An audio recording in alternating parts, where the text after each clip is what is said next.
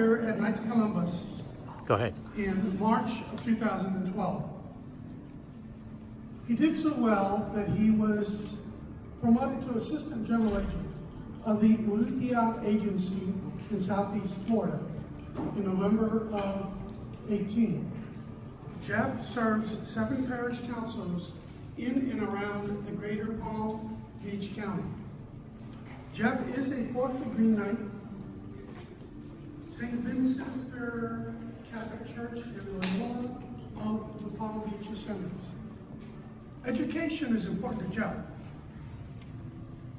He holds a degree in business administration from Rockhurst, a Jesuit university. I am a Jesuit product as well. In Kansas City, Missouri, Jeff knows that an important part of his role as an agent is to educate his members.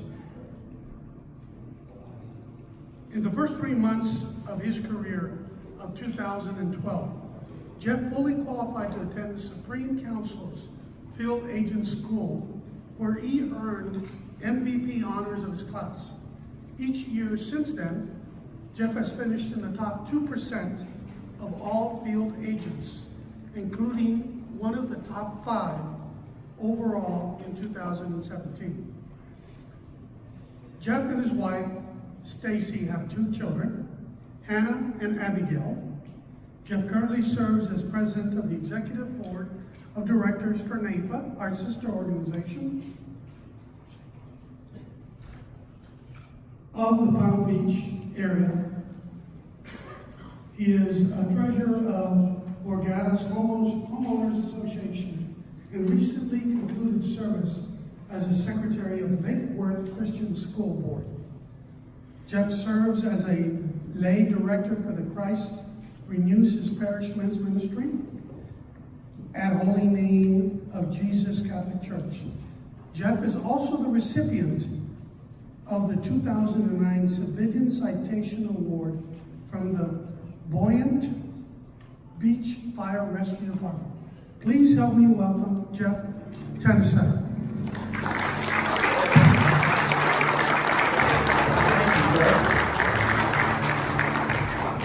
Can everybody hear me okay? So let's push the elephant out of the room real quick. You're about to be terribly disappointed. After what we heard from those awesome speakers, now you got to hear from me. Did everybody get $1 million bill? Raise your hand if you have it. If you have not. You haven't gotten one?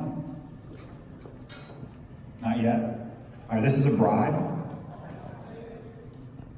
But really, it's about saying thank you. Thanks a million for coming to listen to this boring speech. Anybody else? Oh yeah, we're good.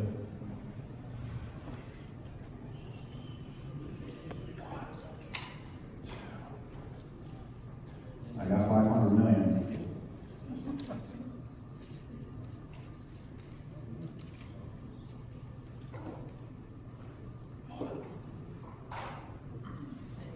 Thanks a million.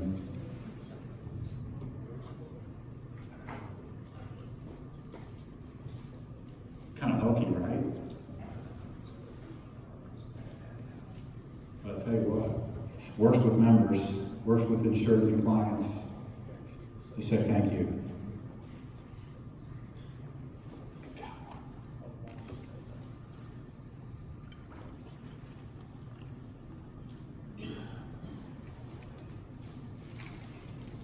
Don't forget Jeff.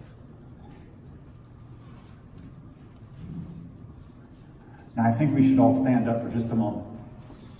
And let's stretch over. You know, I've spoken a lot in front of small groups. I've spoken from the pulpit at my church, at many churches, many times talking about the Knights of Columbus. I've spoken at council meetings, but never anything like this. This is all brand new. I'm not a professional speaker. A lot of adrenaline, a lot of energy. And I figured now would be a good time to get the standing ovation out of the way.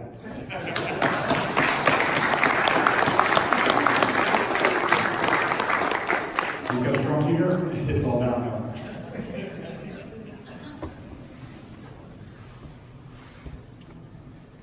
I practice and run my business trying to be grateful and thankful.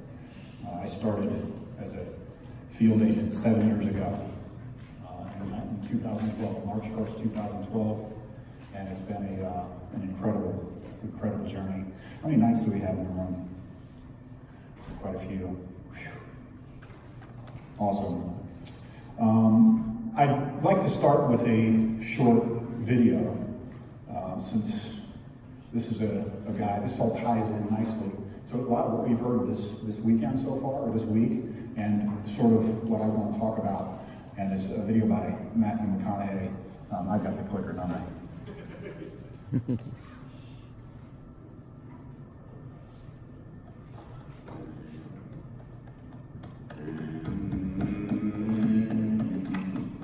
We've all got two wolves in us, a good one and a bad one, and they both want to eat. The best I can tell, we just got to feed that good one a little more than the other one.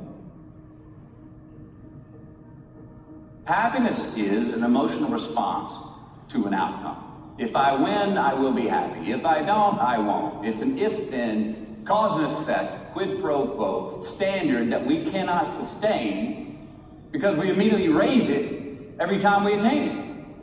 You see, happiness demands a certain outcome. It is result reliant. And I say, if happiness is what you're after, then you're going to be let down frequently, and you're going to be unhappy much of your time. Joy, though, joy is a different thing. It's something else. Joy is not a choice. It's not a response to some result. It's a constant.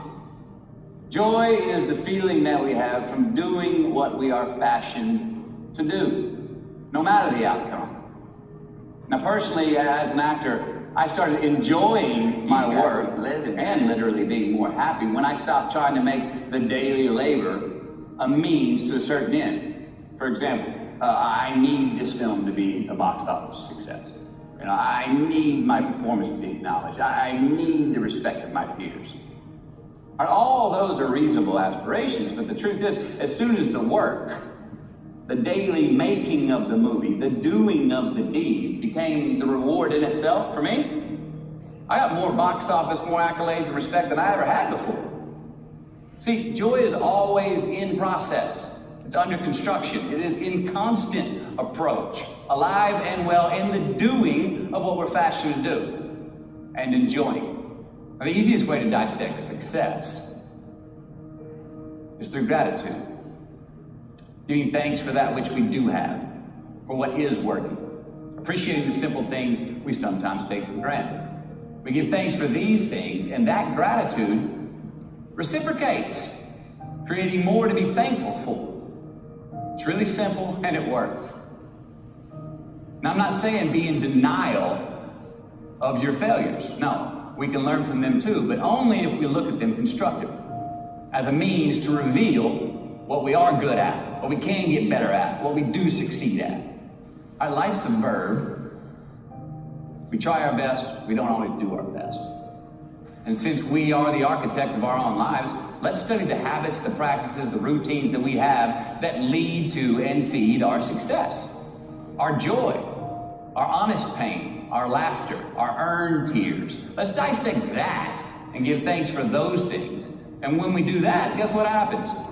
We get better at them. And we have more to dissect. It's a get rich quick on the internet, rich is 15 minutes of fame world that we live in, and we see it every day. But we all want to succeed, right? So the question that we've got to ask ourselves is what success is to us, what success is to you. Is it more money? That's fine. I got nothing against money. Maybe it's a healthy family. Maybe it's a happy marriage. Maybe it's to help others, to be famous, to be spiritually sound, to leave the world a little bit better place than you found it. Continue to ask yourself that question. Now, your answer may change over time, and that's fine. But do yourself this favor.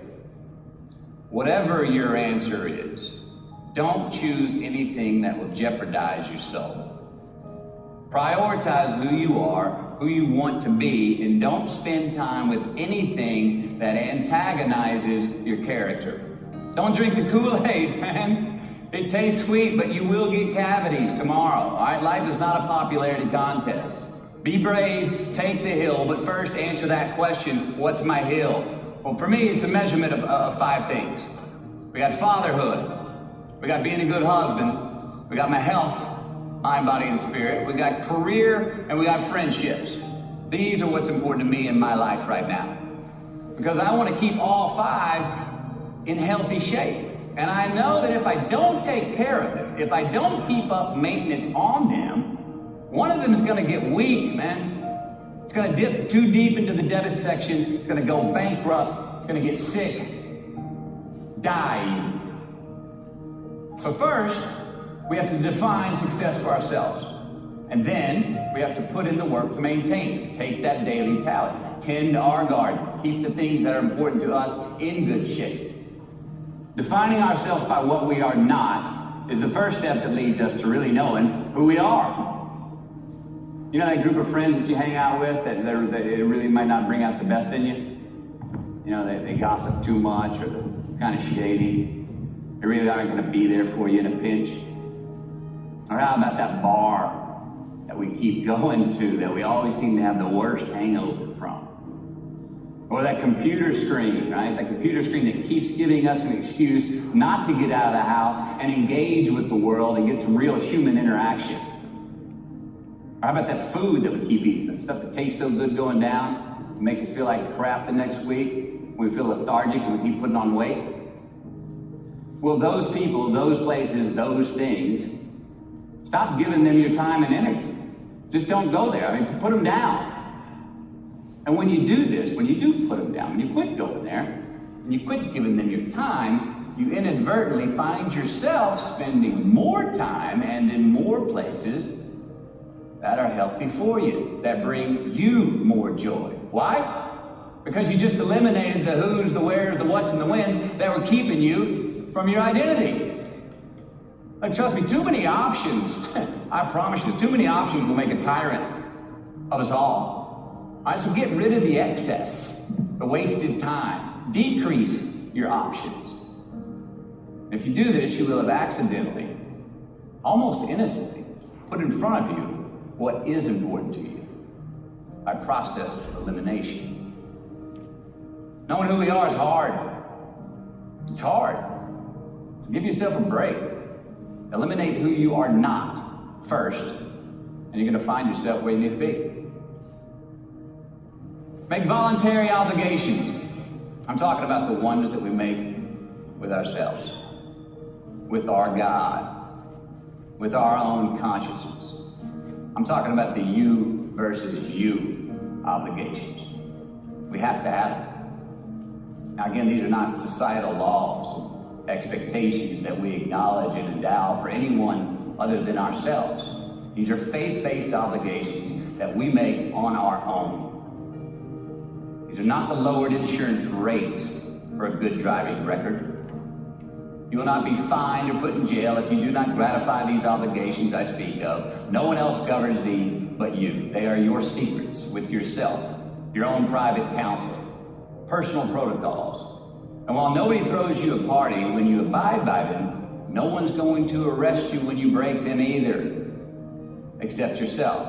An honest man's pillow is his peace of mind. And when you lay down on that pillow at night, no matter who's in your bed, we all sleep alone. These are your personal Jiminy Crickets, and there are not enough cops in the entire world to police them. It's on you. It's on you. We do our best when our destinations are beyond the measurement, when our reach continually exceeds our grasp, and when we have immortal finish lines. And when we do this, the race is never over. The journey has no port. The adventure never ends because we are always on the way. So do this, and let somebody else come up and tap you on the shoulder and say, hey, you scored. Let them run up and tap you on the shoulder and say, man, you won. Let them come tell you, you can go home now. Let them say, I love you too. Let them say, thank you. Take the lid off the man-made roofs that we put above ourselves and always play like an underdog.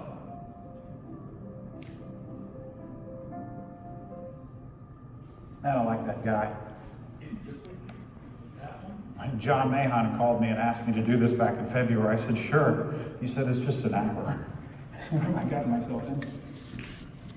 And within about 15 minutes of that, I got a text message with the link to that video, and it just hit me that I knew what I had to talk about, what I wanted to talk about, and I just want to have a conversation with you. So for the next 4 or 5 hours, we'll be together. Don't worry about it. It'll go by quickly, okay? This is my family.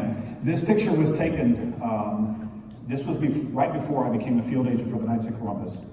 My cousin, Ian, got married in the Dominican Republic. My whole family went down there. And Santo Domingo is full of Christopher Columbus artifacts, gear. I had no idea that's where Christopher Columbus landed. I just joined the Knights of Columbus. I had just moved all of my insurance to the Knights of Columbus. And I hadn't even started talking about becoming a field agent. And this picture was taken outside the cathedral that Christopher Columbus built in Santo Domingo with my wife Stacy, my oldest Hannah on the left, and Abigail on the right. Of course, that was 7 years ago.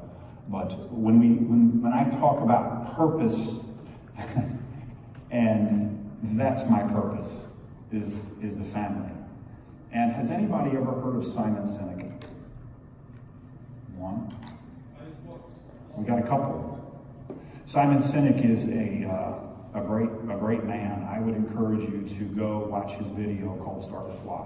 It's on YouTube. Just go to YouTube and just search Start With Why and watch it. It's about 19 minutes long. And what Simon Sinek is, he's a master psychologist. He's written some great books. And what he talks about in Start With Why is don't tell people what you do, tell them why you do it, right?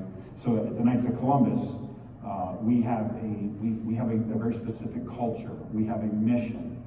We are founded by a Catholic priest named Father McGivney. So any discussion that starts with the Knights of Columbus should start and end with him, because he started this to strengthen the faith of Catholic men, provide aid for widows and orphans in the event of death or disability, and to bring greater charity to the communities that we serve. That story is one that, as a field agent, the best agents we have are men who have developed that story to convey it, to tell more people, to tell everybody that will listen that story. And that's the purpose. And our purpose at the Knights of Columbus is that. My purpose is to protect them, to take care of them. But if I have their support, I can go out and take care of the clients that I get to serve every single day. I think all the men that work for the Knights of Columbus in this room would agree. I think all the men and women that work at other companies, if you have a story to tell about your company, how it was founded, how you do it, you should grasp it, hug it, nurture it, and build your story. And tell the world, and tell everybody. Tell them why you do what you do, not what you do. I believe in transforming the lives of Catholic men and their families. I do it by introducing them to the Knights of Columbus, a fraternal benefit society founded by Father Michael J. McGivney. We allow our members to tap into our financial strength to create wealth in ways that are time-tested. It's that simple. Are you Catholic? We should talk, right? Now, I'll tell you a little bit about the Knights of Columbus. Has a great piece that they just recently produced that, to me, this is the Knights of Columbus. Why? And I haven't memorized this yet, so I'm going to go get it so I can read it to you, because it's pretty darn good.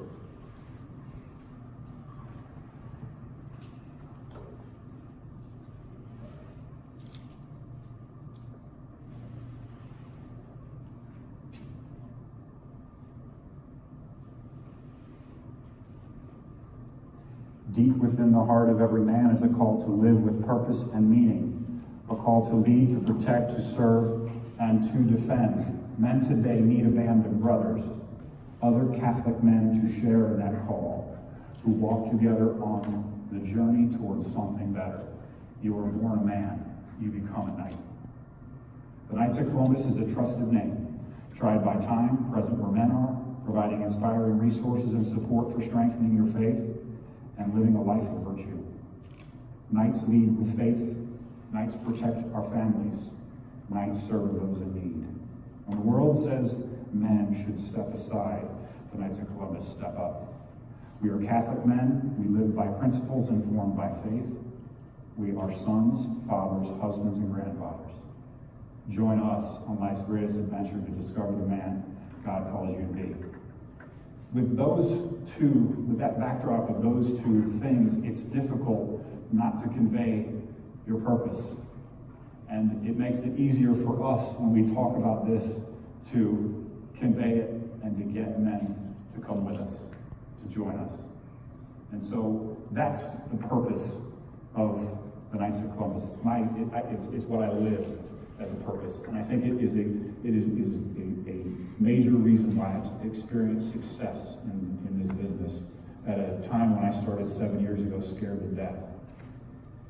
Commission only, boy. But I just believed, and I feel like I was called to do this, not hired to do this.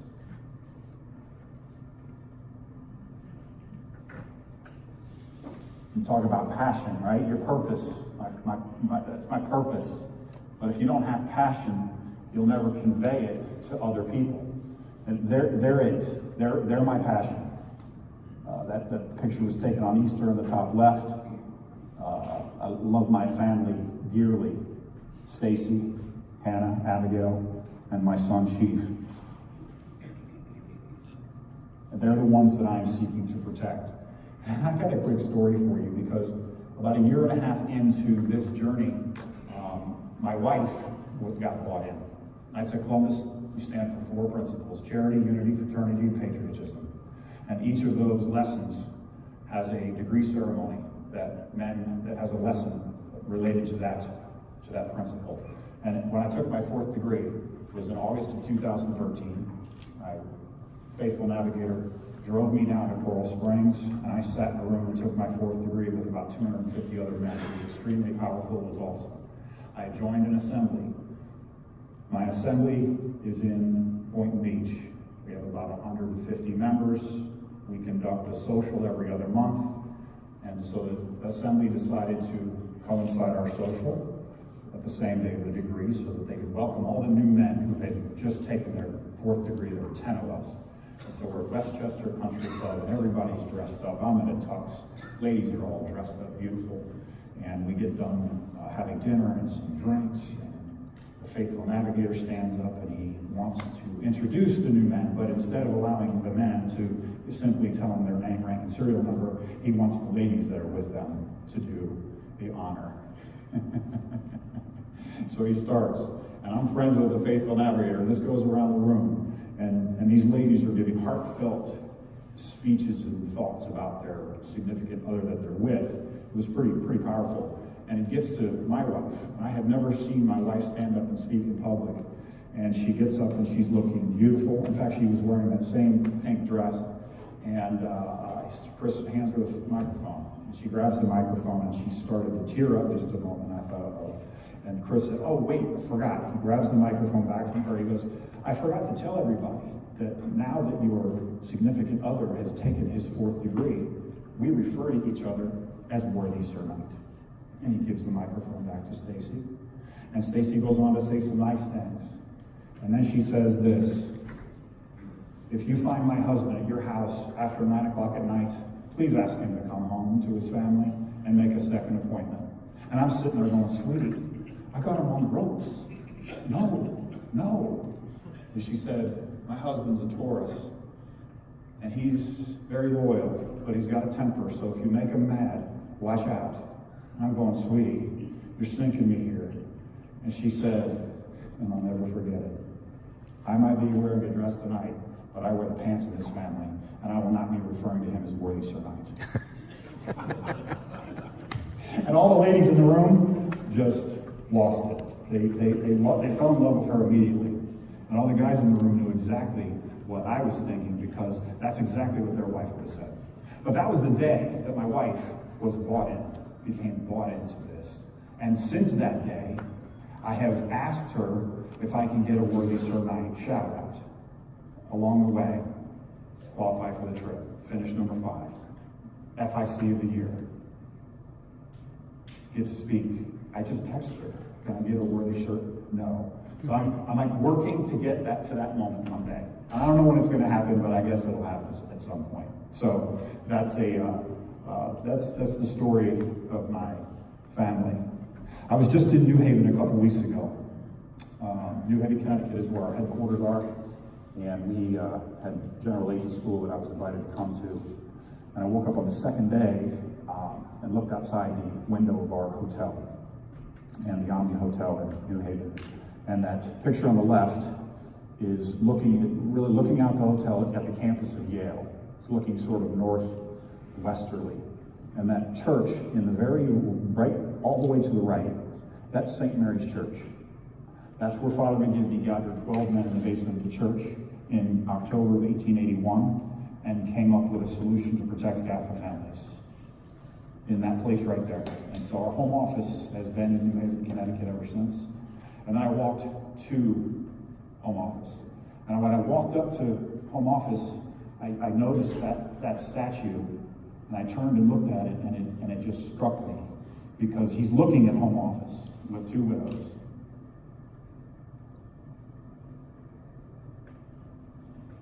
And we do what we do for that guy, for that man.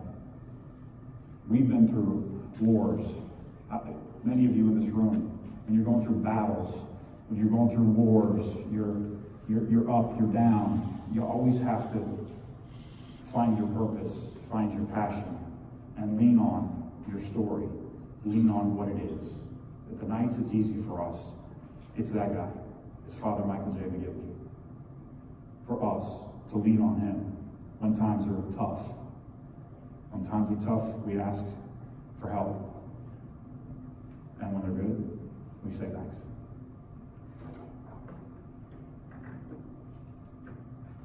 So I work to protect the families that I serve, and I want to tell you about 3 different scenarios that have happened to me in the last 3 months. First, Mr. Daniel Watkins.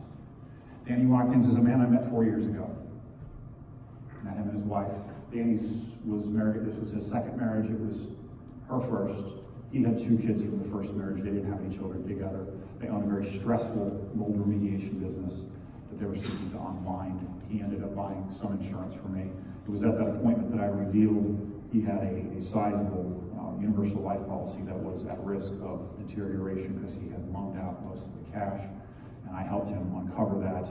And about a year later, he called. He had quit using tobacco, so I went and got him re-rated for tobacco free.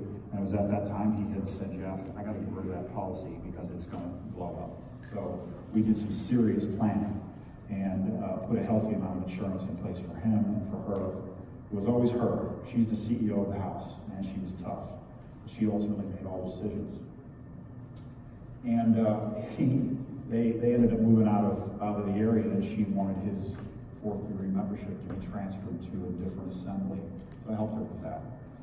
And about 3 weeks after that all unfolded, it was about the same time, she called me on a Wednesday morning 3 times in a row.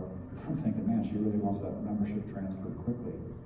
And she was calling to tell me that he had died overnight. It's the first term insurance contract I've ever written that paid out a death benefit. $1.7 million. And since that time, I spent a lot of time with her, helping her.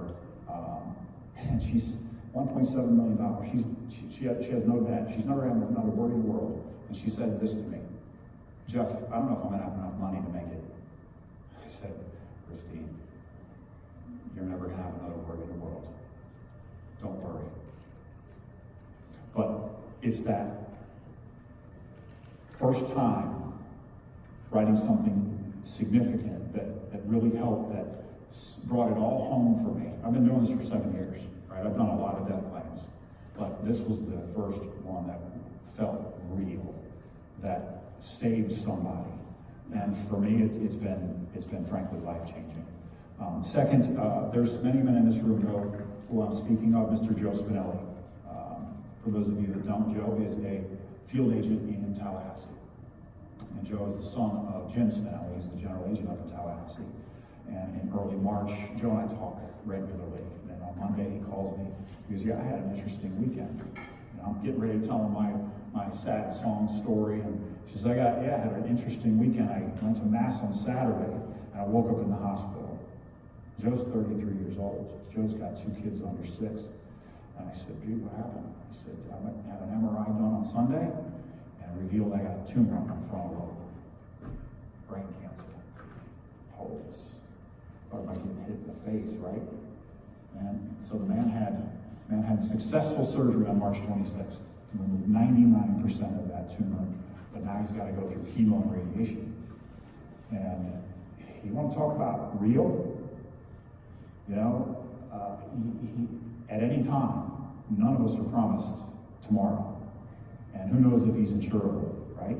Who knows if he's insurable in 5 years, 10 years? He may be. But boy, if he were gone, Mom's taken care of, those kids are taken care of. And Joe's impacted a lot of lives. Joe's been a field agent for 10 years. Joe's written a lot of business. And he's a chance right now in Gainesville, getting treatment. He's going on the incentive awards trip next week. So I would ask that you say a prayer for Joe, but because he's a good man, and he's a good friend of mine. And but it gets real. And third, on my daughter's birthday, Hannah, my oldest daughter, her birthday is on February 28th. She was born on leap year. I get a phone call from my dad. Dad, I know it's Hannah's birthday, but Maddie's been diagnosed with type 1 diabetes. Maddie's my 12-year-old niece, lives in Denver. So these 3 successive stories, almost back to back to back, like hit me in the face how it manifests the purpose and the passion for what we do, right? We save people's lives. Because we never know. We never know if we're going to make it through tomorrow. So take stock of your own inventory. Take stock of what you have and put your money where your mouth is. If you're not protected well enough, buy more insurance. Fair? That's kind of dark. So I want to kind of lighten it up a little bit. This is my youngest daughter, Abigail. And Hannah, I love you dearly. But Abby's story is relevant to this. And the next time I get to speak, I will tell yours. Abby Toeniskoetter, she'll be 14 in 6 days. She started playing volleyball. She loved it. She told us she wanted to play club. I wanted nothing to do with playing club. I know what that means. Travel, money, politics, The head coach at our high school owns the club. And Abby's got showing potential, showing interest, loves volleyball. So we let her play. So they put her on a team. There's 3 age brackets, 3 teams in her age bracket. They put her on the worst team. She's the best player on a bad team. It's like watching paint dry. It's hard to go to tournaments.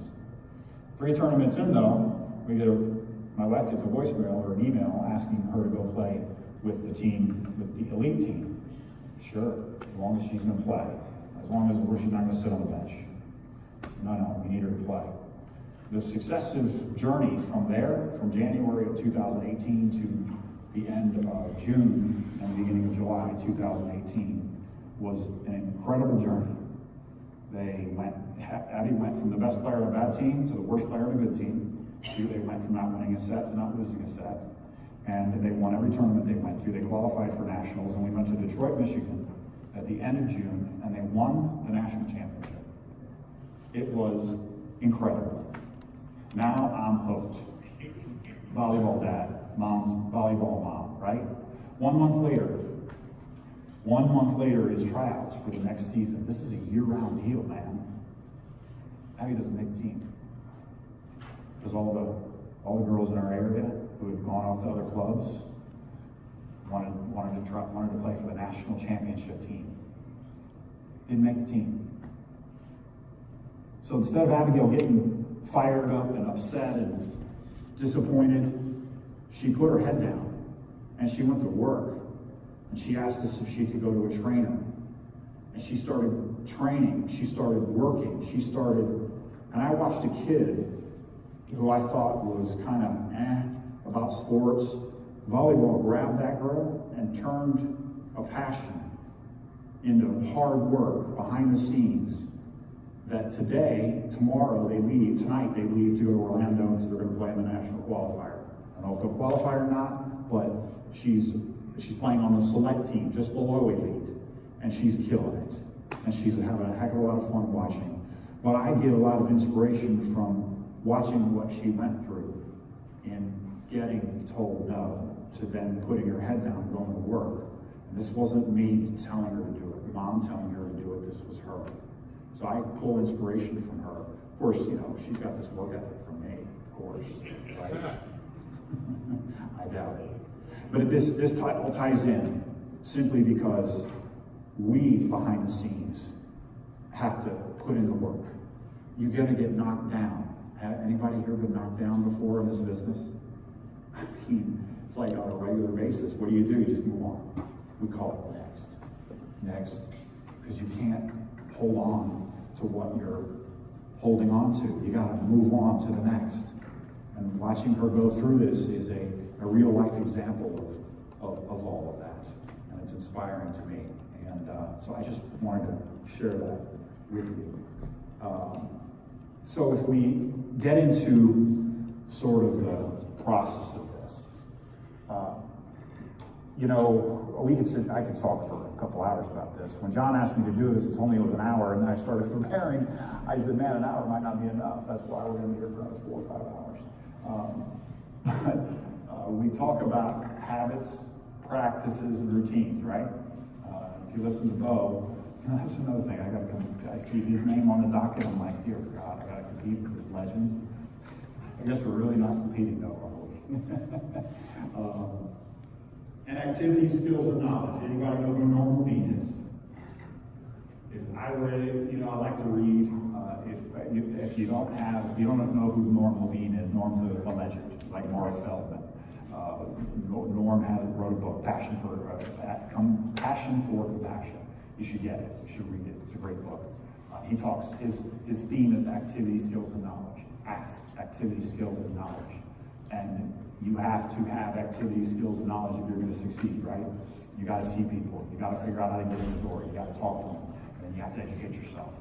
You have to educate yourself constantly. I put this picture up because the man on the left is Sergio Urrutia. Sergio hired me. He's our general agent in Southeast Florida. And I really want to talk about mentoring. Toeniskoetter mentoring is a big deal. And if you are in this business, I don't care how long, you need a mentor. You need somebody you can lean on. You need somebody you can go to and kibitz back and forth and talk to. And you know, Sergio's got my boss, but I've never looked at him as my boss. He's a mentor to me. He taught me this business. But Sergio didn't always have the time. So John Sesta is the Knights of Columbus Society FIC of the year for 2019.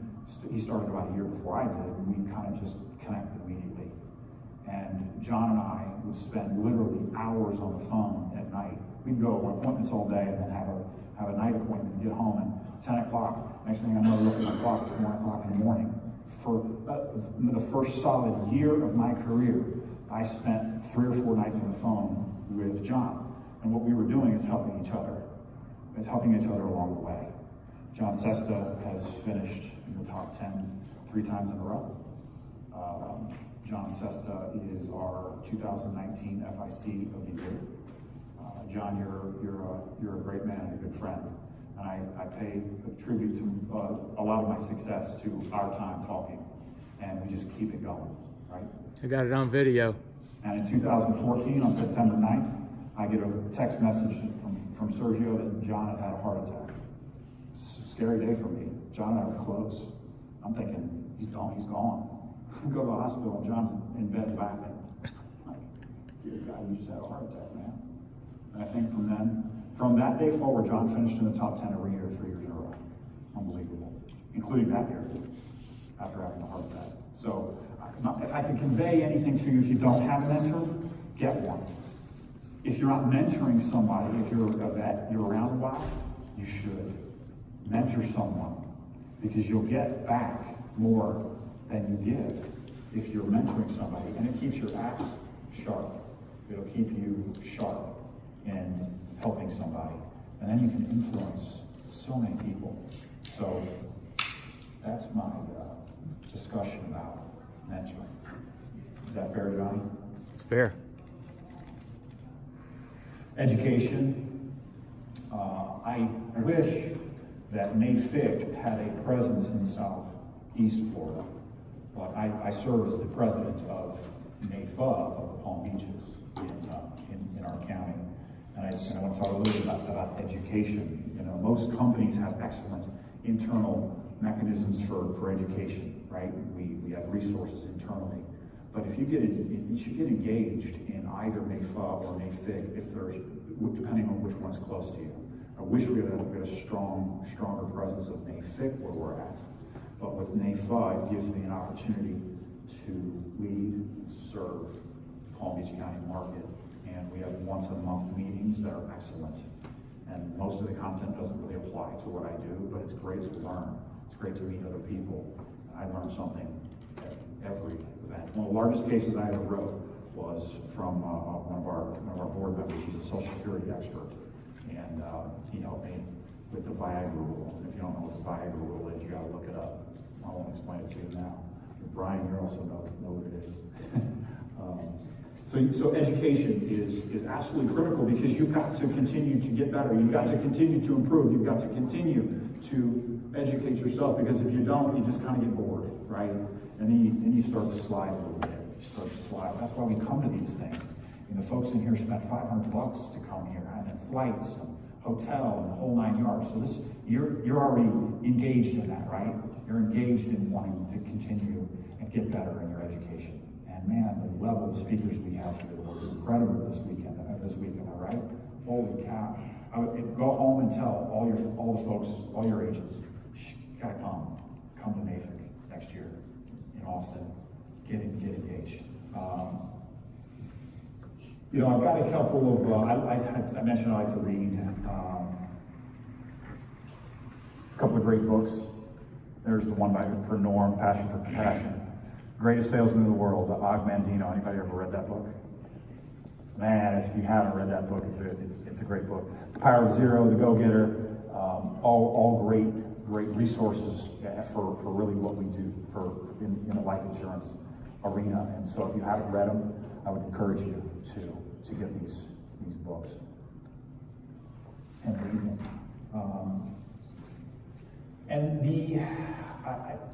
I want to talk about an admin assistant. Most general agents have to have an admin. If you're a producing agent, you should have an admin. There's just stuff that we don't like to do, right? There's stuff I don't like to do, and that's the stuff I want my admin doing for me. And my admin has become an extension of me, and it's really helped make my business better. Her name is Lorraine Lehman, and she's awesome. And so if you don't have an admin, I encourage you to consider getting one. But beyond that, we could spend another hour talking about process and systems. But that's the last part about the process part they'll talk about is your systems. You've got to have a system in place for everything you do, right? Whether, you know, how are you communicating with members, your email, and I don't want to go through the litany of stuff, the technology that's available, but if you've got a good system in place, it makes you more efficient, makes you better, makes you more adaptable, and you've got to have systems in place for everything. And goals. Bo, you're great at talking about goals. Every single year, you have to have goals, and you got to start the year with goals, and you have to track them. You have to keep track of them. And you can't break them down and say, here's my annual goal. You have to break it down to a daily, what you're going to do on a daily basis. How much money am I going to make this year? How much do I need to make today? How many calls do I need to make that much money today? And break it all the way down. Bo's got a great PowerPoint on this, and I encourage you, if you didn't get to come to his breakout, I'm sure he would share it with you. Fair? Yep. I gave you all $1 million. So when you see me at the bar tonight, buy me a drink? No? Darn it.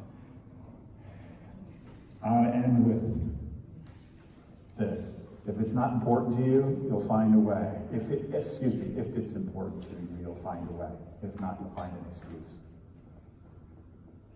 Everything we've taught that we've been hearing from these excellent speakers this week has been really about this passion, process, and the purpose. And this dude, if you don't have a dog, get one. Dogs make life better for everybody. Man, this dude changed our lives.